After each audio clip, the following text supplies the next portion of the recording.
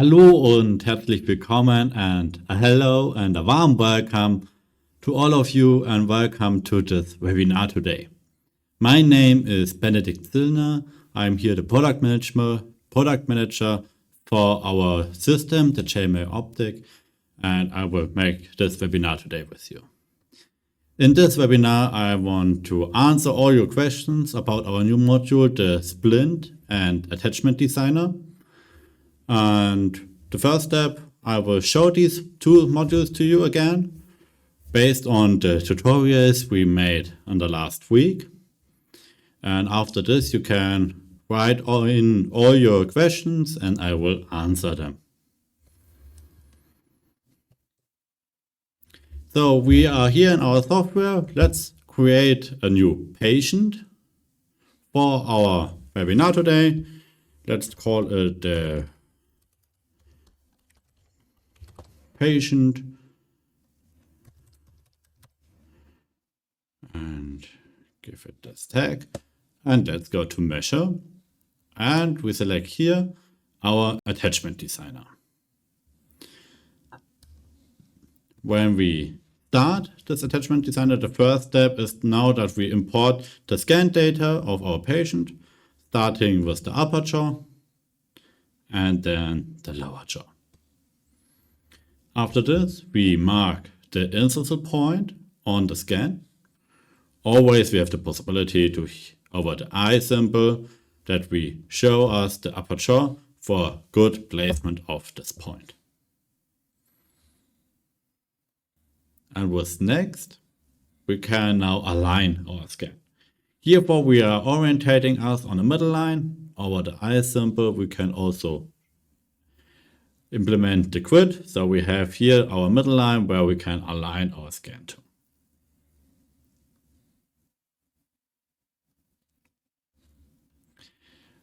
Now we have here our scans.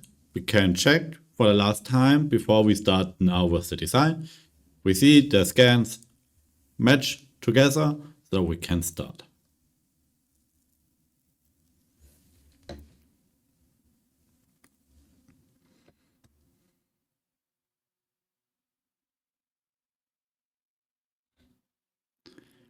Now we are here and now we can mark the area for our attachment.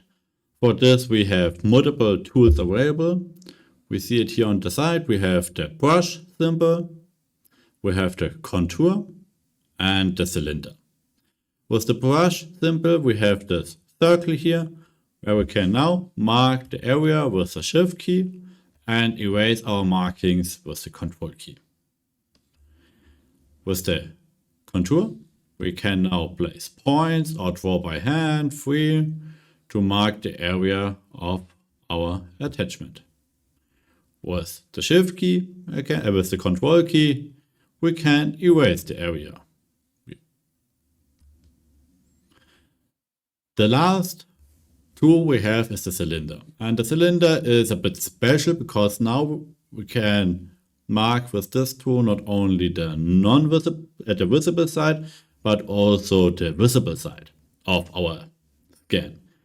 This can be really helpful in difficult spaces or when we have some scan artifacts on our scan where the normal tool don't reach every part. And here, when we see it, I can mark now here. And we see the markings also on the other side of the scan.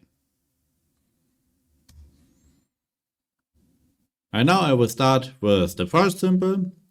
To outline my attachment, when you press down the shift or control key, you can adjust the radius of this tool over the mouse wheel. And now I will start here with my attachment.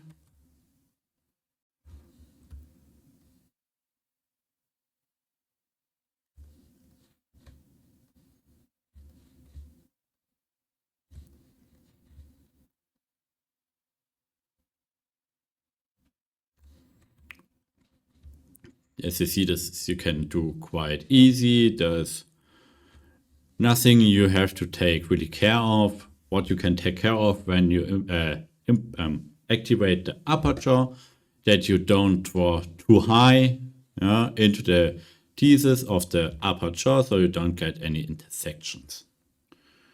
As we see here, we can take here a bit more material for our attachment. On this side, it looks already good. And so I'm done with my attachment, and we can go on.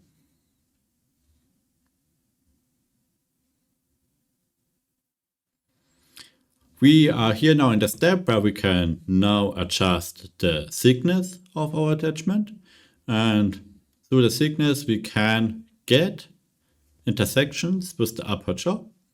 We see them here through these blue marks on our screen. I would work normally with a thickness from around 2 to 2.5 millimeters. And now we see our intersections.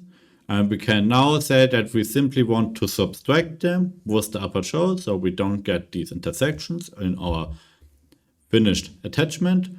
Or we say, let's make a correction, go one step back, and we move here some material so we don't get these big intersections.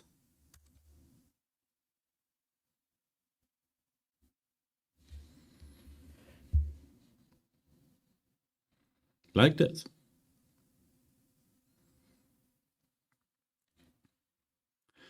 Also, we're placing here our adapter for our attachment. We can grab it here on the side and place it like this. It makes actually no difference if we place it in the middle, but we also could place it on the side like this, but we recommend to place it in the middle. The measurement would be also possible if it placed a bit to the side. We have an adapter for I would call it the normal sized people, and one for smaller people, childs, etc.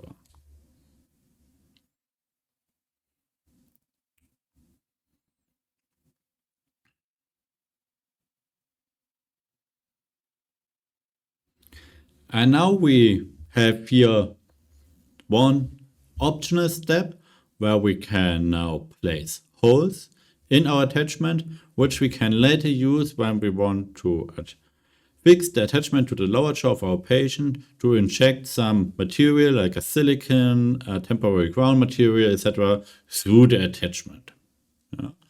For this we can place the holes with the shift key pressed, and we can click like here and here, and we can set the diameter and the angle of our hole here for our holes.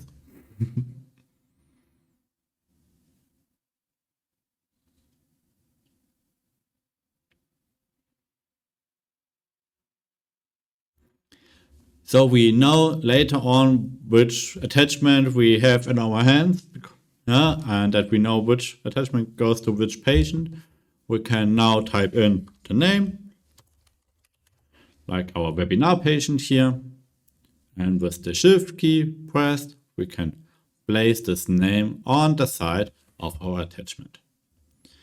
The height of this inscription we can set up here. We can make it in the positive way, but also in the negative way, and this will look like this.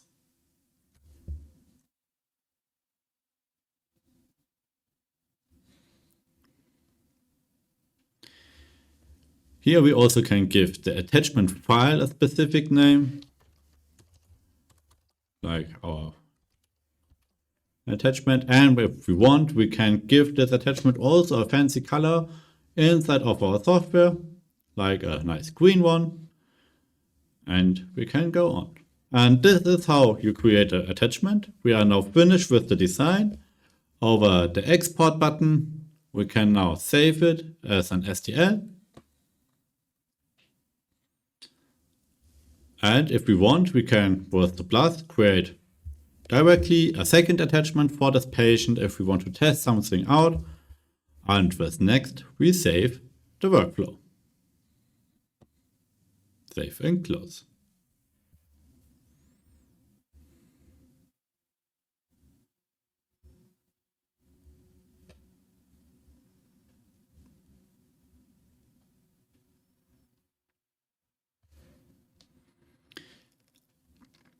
Now, before I go into your questions, I would like to show you directly also our new module, the Splint Designer. When we go to the database, I will select a patient for this. We have one here. And when we are in the view mode in our software, in the module of a measurement of our function and digital occlusion module, we will find here the button for our splint management. When we already have a splint created, like I have here, over the plus, we can create a second one. And then we are here where we can select the type of our splints. We have two splints available, our CTS splint and the PTS splint. The CTS splint is a bit more easily to create, because here in the placement of the lower jaw, you have only the opening movement. I will show you in a few moments. On the positioning splint, the PTS splints, you have more freedom in the placement of the lower jaw. Also, this I will show you. On the other side, we have the properties, the material settings for our splint, starting with the occlusal thickness. There we can define how thick we want to have our splint. The doctor can decide this freely. We have the peripheral thickness, which is based on the material settings, and also the minimal thickness, also based on the material settings. The spacer thickness and the retention thickness is based a bit on design and also on the material, and these values you can find out with a few test splints, which values are the best for you. I am typically working with the settings you see here on screen. So let's start with the CTS splint, and when we start the splint, we see we have only now here the opening movement on the bottom side available, which we can use to place our lower jaw for the splint. This we made so you can't make a mistake in the placing of the lower jaw. These splints, based on the opening movement, will always fit in the mouth of your patient.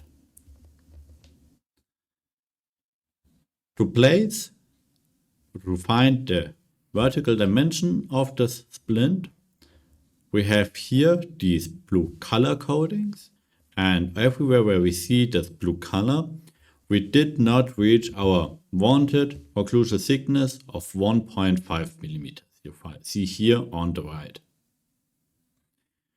And so we take our cursor and go forward on the opening movement to the point where we don't see any of these blue marks anymore. Like we have here an incisal opening of 2.3 millimeters. You also can see that my left condyle only goes forward around 1 millimeter, on the right only around 0.6 millimeters.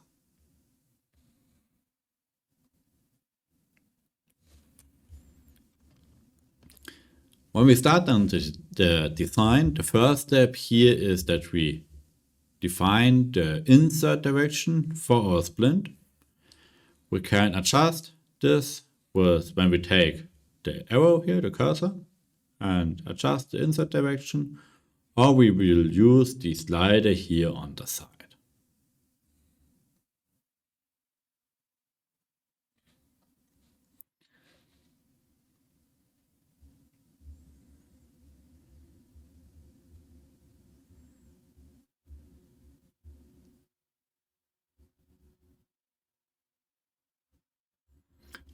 Now we can start with the defining of the outline of our splint. The system gives us a simple example where we can start with, and we have also here different tools available to modify this outline. The first tool, as in the attachment, is our brush tool, where we can add material with the shift key and remove some outline material with the control key. We have the contour, where we can again add some material with some points. and also remove some material with the control key. We have also here our cylinder, so we can remove and add material not only on the visible side, but also on the non-visible side. And we have one tool to completely adjust the height of the preview from the software.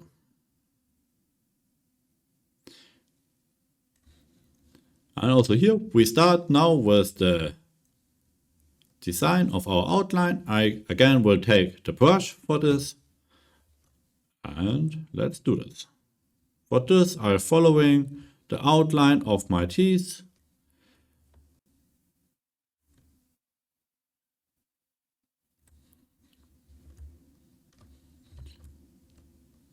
To create a nice and clean outline for the splint.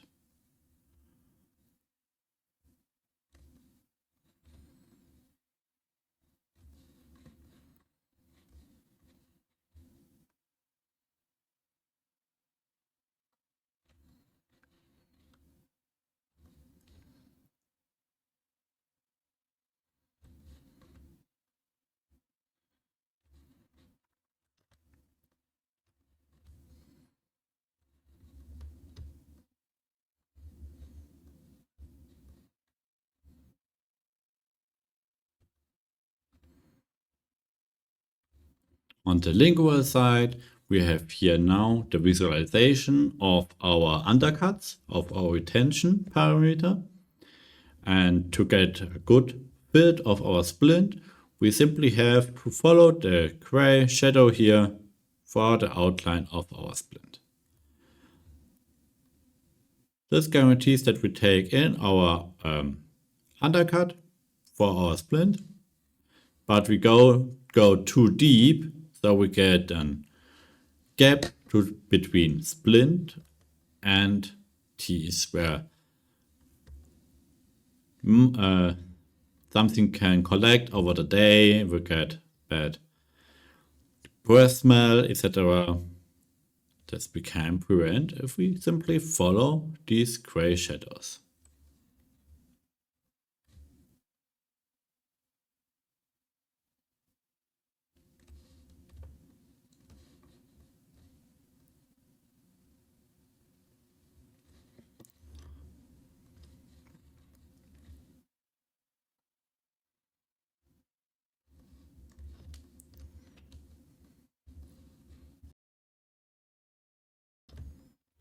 And there we are. We have finished our design of our splint. This little part we can make a simple correction to get a good looking splint. And there we are. We can always take some more time to make some final adjustment to the outline, but for now I will keep it like this and we can go on.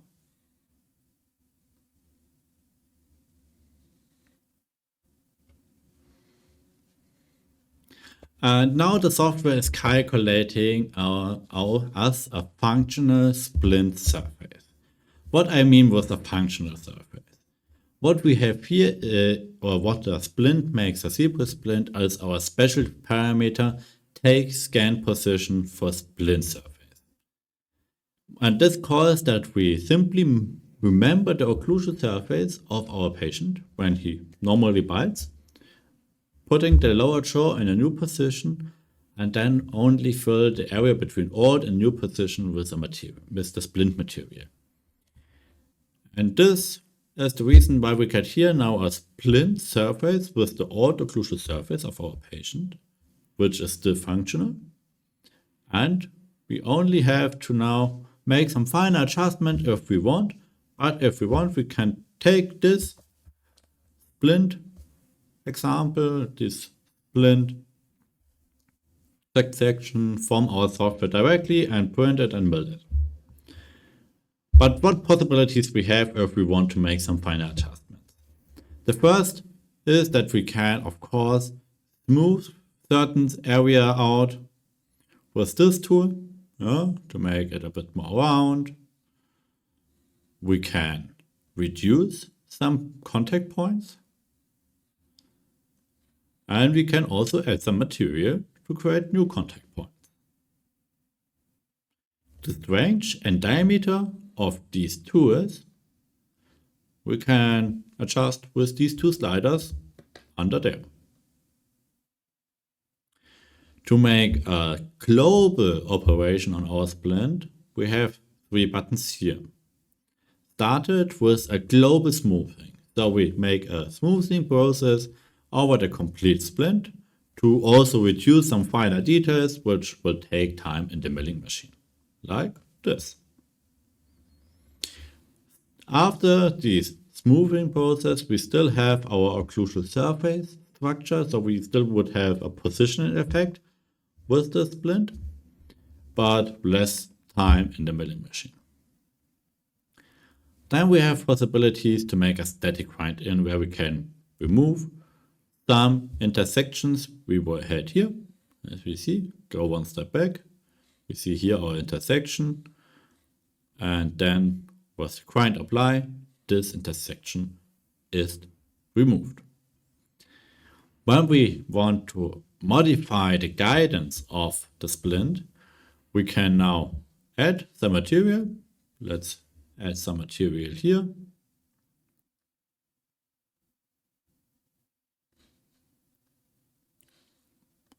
Let's take a bit more material and also on this side here. And then we make a dynamic grind in. In the dynamic grind in, we can now select the movement from our recording, like we call it tooth guided movement, where the patient makes movement only under tooth contact in any direction. We can modify the space or the area, the time part of this movement which we want to use for this process. The more time or the more movement we select, the more time this process will take. And what's next, we start this calculation.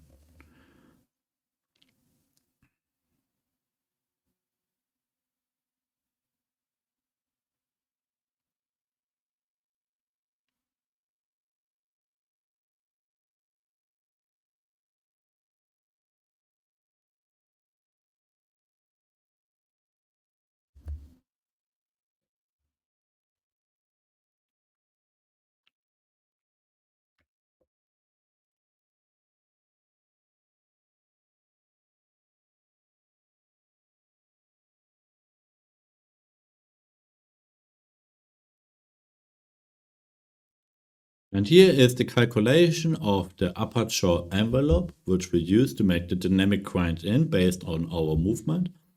And with next, the grind in takes effect. And we see the effect here on our splint. Let's remove the tool. Here on our splint, we see the effect. And we see it also when we take a look at the step before. It was looking like this. And after the grind in, based on this free movement of our patient, we come to this position. And then we can make, again, some finer adjustments, etc. like we want. And when we are done, what's next? We can go on and save our splint.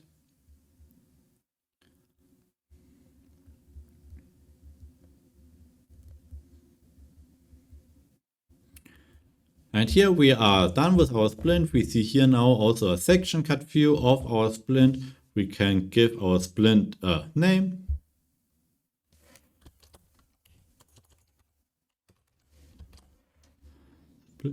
Can give it a description and also like a fancy color if we want.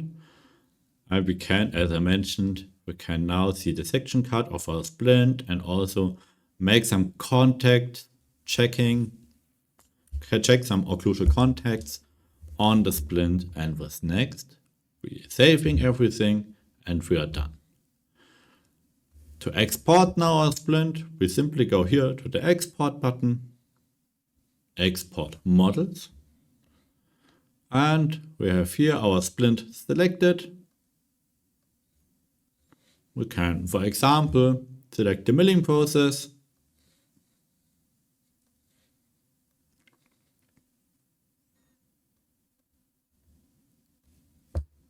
I already exported it one time before. And there we have our splint. Good. So this was a quick demonstration of these two modules. If you want to more deeper into choosing and a guide how to work with these modules, I made the two tutorials. Please check them out. And I am now open for all your questions according to these two modules. And I'm happy to ask everything you want to know.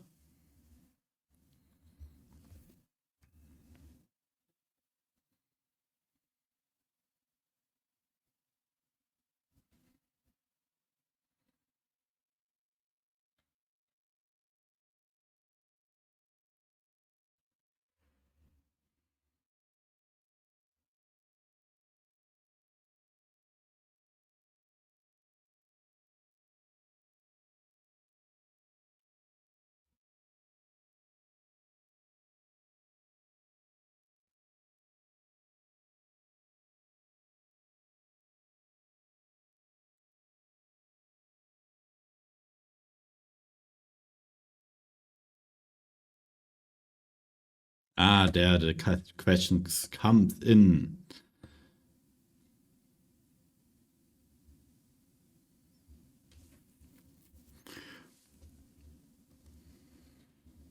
So here's the question. Can we import also a face scan to adjust the attachment exactly to the upper lip, I would think it's called. This is at the moment not possible. We had no problems for the attachment with some lips. With the arch in our adapter, the lip is always kind of excluded in the attachment.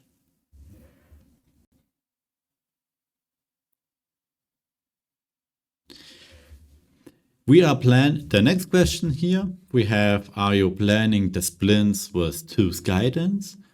Kind of. When we create the splints with our two modules, we always have some guidance of the patient included in our splint. We are not creating completely new guidance for our patient because we are only working with real movement. We're not working with a simulation like an articulator where we can adjust the front teeth inclination and the guidance of these teeth. And therefore we are based on the movement of our patient, and we are creating, therefore, splint with tooth guidance of our patient.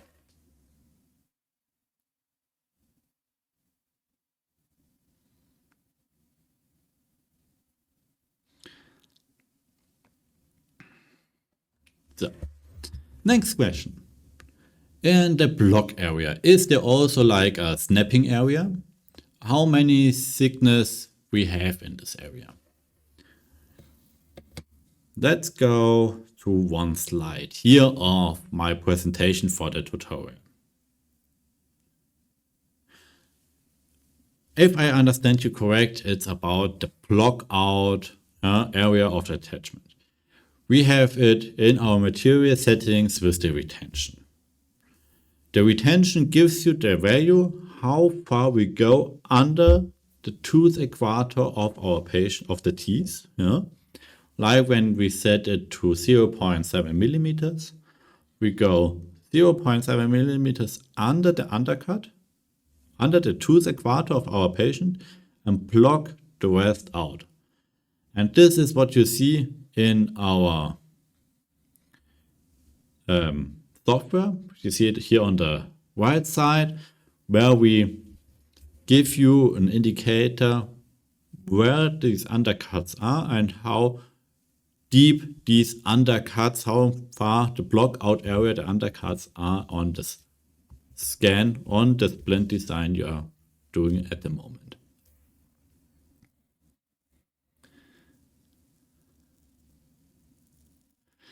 The next question. And if I did not get your question right, please type it in again, and I will try to answer this question then again if I was not understanding you the right way. Can I use the Splint Designer without doing the movement measurements? For example, if my colleague sends me a STL file and asks me to design a splint for him. There is no way to make a splint without a measurement, because the feature of our splint is that we use removement of our patient. If we only want to make a splint, we would have no given value to the splint, like we do with our recording of the movement. And therefore, there is no way to use our splint module without a measurement.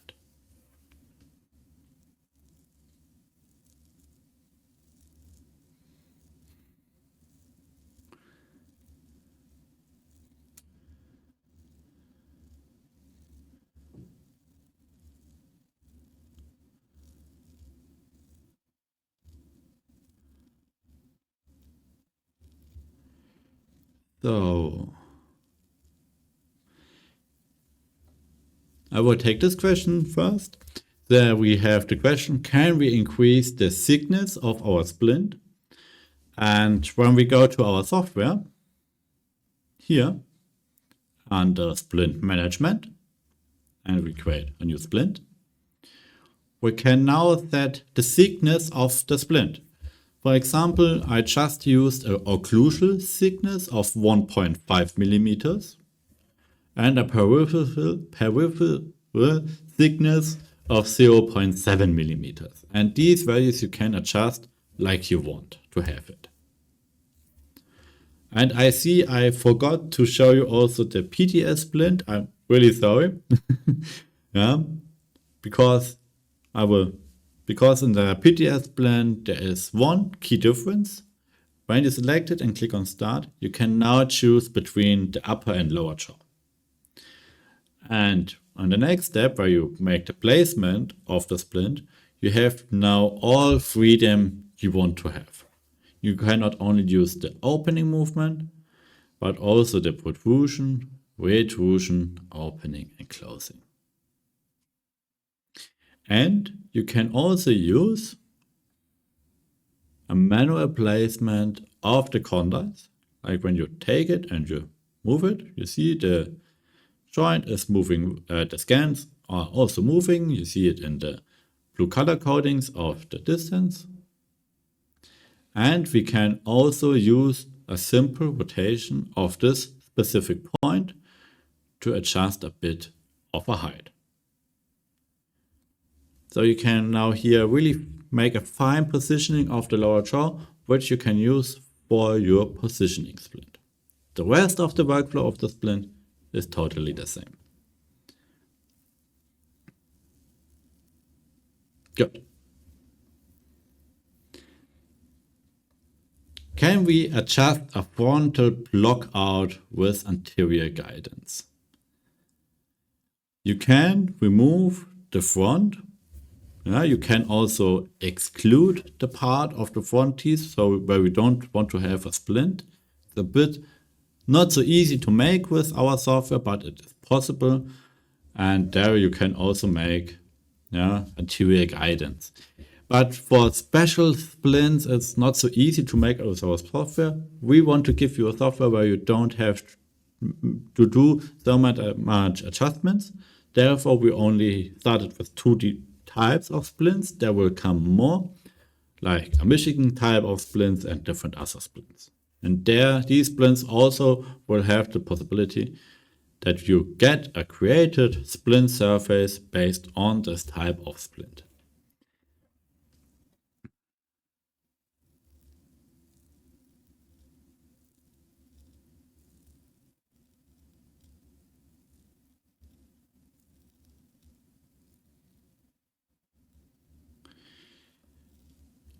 And there we have the next questions. Any possibilities to have in a future occlusal attachments to do as an attachment designer?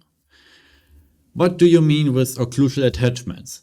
We plan to implement more adapters for our attachment, but also a different types of designs, I would call it, in our attachment designer.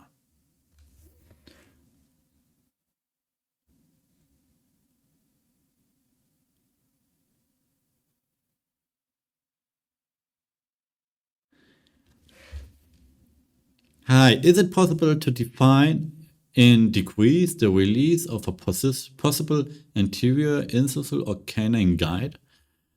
No. We cannot make some adjustments in the guidance. Yeah? Therefore, we would have to simulate the joints new, and this is what an articulator does. For splints where you have to adjust the guidance, yeah, of your patient, this is where our software stops, and I would call Exocad start. These splints you can make perfectly with an articulator with the values from our software. And you can adjust these values for the articulator to meet the new degrees of release in the guidance for your patient.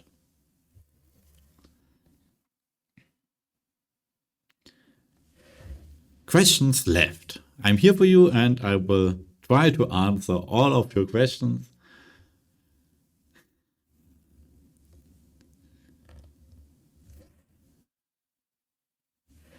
There we have one. How to create a splint in manual provocated position, second in the correct position, etc. I think how I understand your questions, you created a position for your patient and you maybe measured this position and you want to use this specific position for the splint. I'm correct?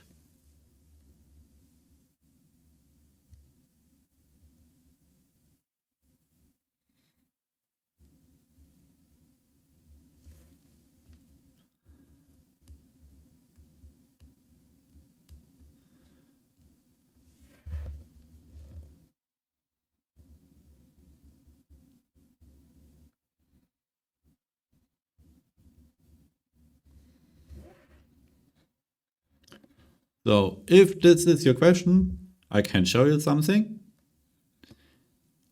When we take, for example, this measurement here. And this measurement, I measured different static positions in the workflow of the measurement. Like this position or like this position, etc. Yeah, positions I specifically measured, and this position then we can of course use for our splint. When we go to the splint management, we can select the PTS splint, for example, the lower jaw.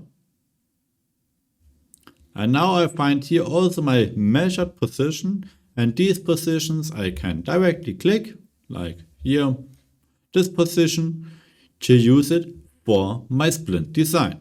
And also here for the specific positions, I get feedback if this position is possible to use according to the wanted thickness of my splint. And if I want, I simply can make some adjustments here over the tools to make the splint possible in a specific position. Was this an answer to your questions, or was I a bit off?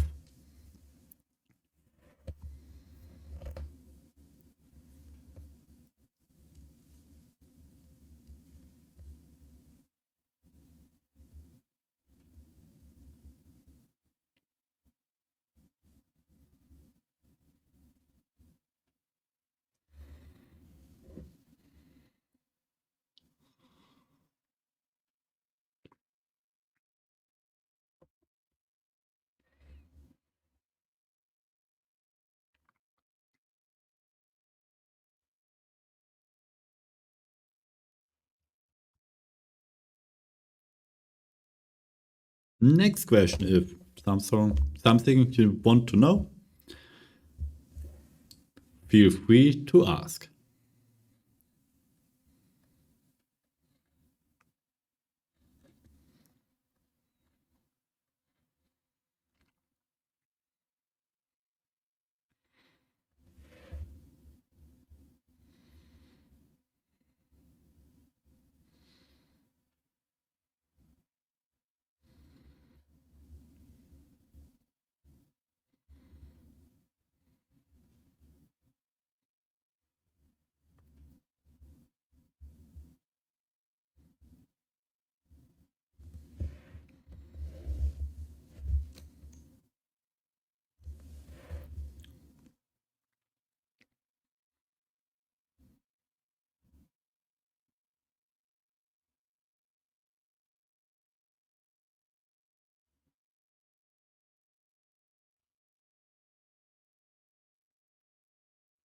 So if you also have some interest in these two new modules, the Splint Designer and the Attachment Designer, please feel free to reach out to your local dealer to get an offer for these two modules. And there we have a question about the question before. So perfect. Having a position day 1 and day 2 position is changed. New registration. How to rate the first Splint design.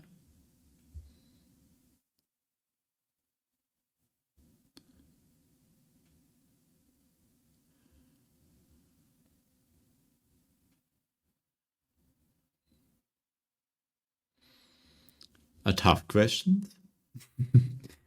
Okay, let's think a bit about it.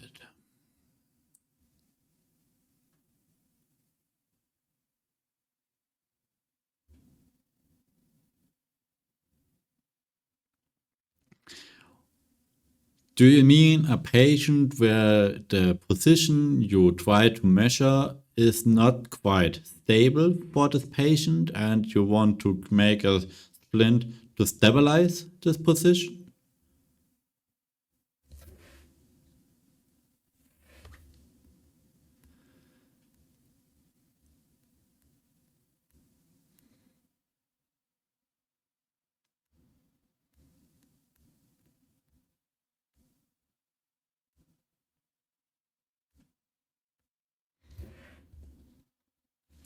So, maybe we come closer to your question.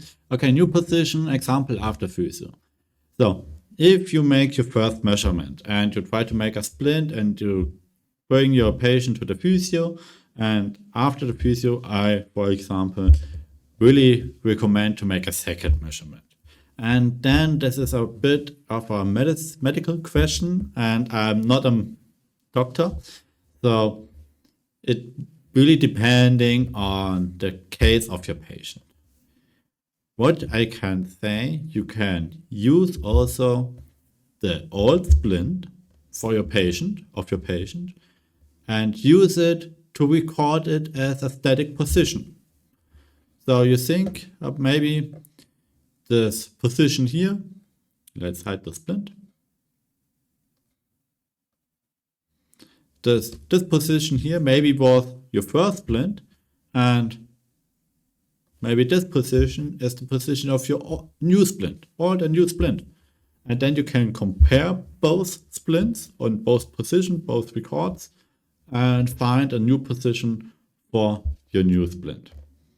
This is how I would do it. Make a measurement with the splint, with the old splint, and see a comparison between old and new position. I hope this answers your question, but this is really medical. And for this, I can success our new course in September, where we have an advanced course here in ISNI. Maybe this is where we have a doctor here, and I think this would be the right place to answer a question like this, where it's very, very medical, and I'm not a doctor. I'm sorry.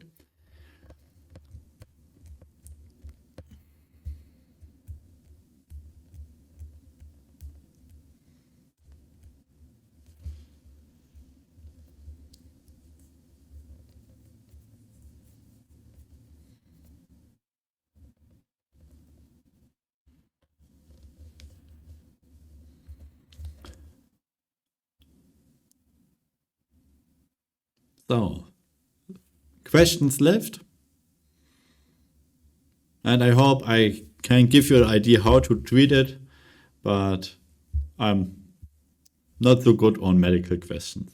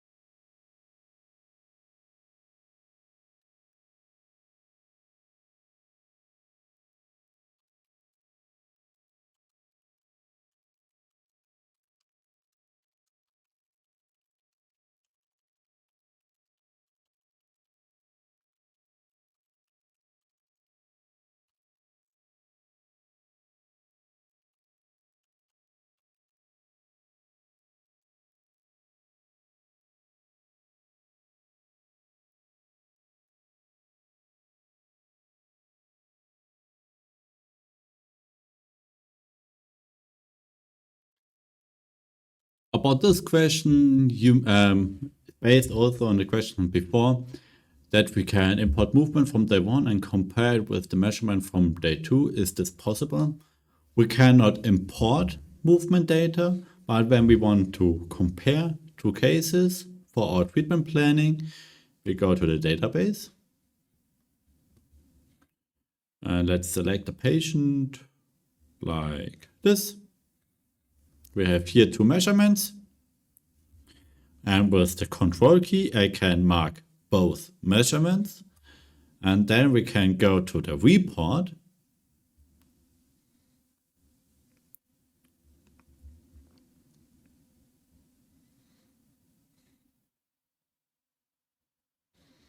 And there we can select our report we want to use. Like here I have, let's take, for example, the Cavo articulator. And there I see, of course, the change in the articulator values of measurement 2 and measurement 1 and 2. And here, when we take a closer look, we see the movements of our first measurement. The green is the second measurement, and the black line our articulator. And we can also get a EPA report to see the change in positioning for measurement 2 and measurement 1. So we can compare these 2 measurements to find a position for our splint.